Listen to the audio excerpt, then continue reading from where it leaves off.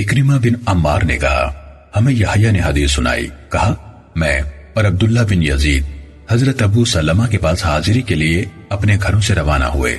ہم نے ایک پیغام لے جانے والا آدمی ان کے پاس بھیجا تو وہ بھی ہمارے لیے باہر نکل آئے۔ وہاں ان کے گھر کے دروازے کے پاس ایک مسجد تھی۔ کہا ہم مسجد میں رہے یہاں تک کہ وہ بھی ہمارے پاس آ گئے۔ انہوں نے کہا اگر تم چاہو تو گھر میں داخل ہو جاؤ اور اگر چاہو تو یہی مسجد میں بیٹھ جاؤ۔ ہم نے کہا نہیں، ہم یہیں بیٹھیں گے، آپ ہمیں احادیث سنائے۔ انہوں نے کہا مجھے حضرت عبداللہ بن عمرو بن عاص رضی اللہ تعالیٰ عنہما نے حدیث سنائی۔ کہا میں مسلسل روزے رکھتا تھا اور ہر رات قیام میں پورے قرآن کی قرات کرتا تھا۔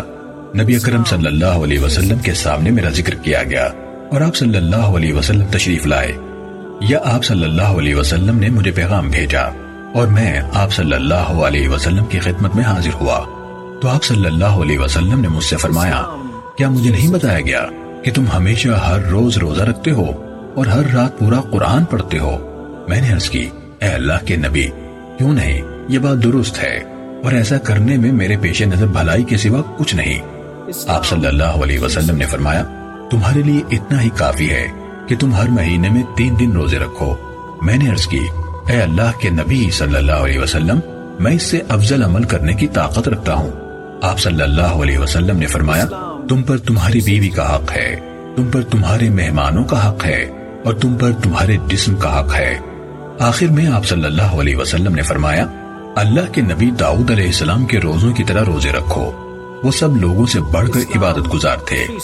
کہا میں نے عرض کی اے اللہ کے نبی صلی اللہ علیہ وسلم، داؤد علیہ السلام کا روزہ کیا تھا؟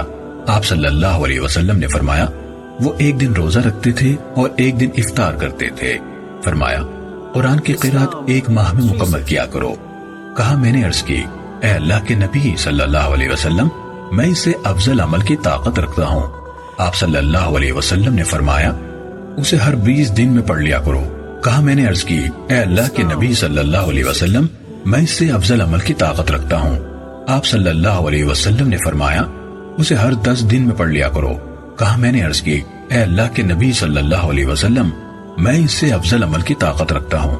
آپ صلی اللہ علیہ وسلم نے فرمایا اسے ہر 7 دن میں پڑھ لیا کرو، اس سے زیادہ نہ کرو، تم پر تمہاری بیوی کا حق ہے، تم پر تمہارے مہمانوں کا حق ہے اور تم پر تمہارے جسم کا حق ہے۔ کہا میں نے اپنے اوپر سختی کی تو مجھ پر سختی کی گئی اور نبی اکرم صلی اللہ علیہ وسلم نے مجھ سے فرمایا تم نہیں جانتے، شاید تمہاری عمر طویل ہو۔ کہا میں اسی کی طرف آ گیا جو مجھے رسول اللہ صلی اللہ علیہ وسلم نے بتایا تھا۔ جب میں بوڑھا ہو گیا تو میں نے پسند کیا اور تمنا کی کہ میں نے نبی کریم صلی اللہ علیہ وسلم کی رخصت قبول کر لی ہوتی۔ صحیح مسلم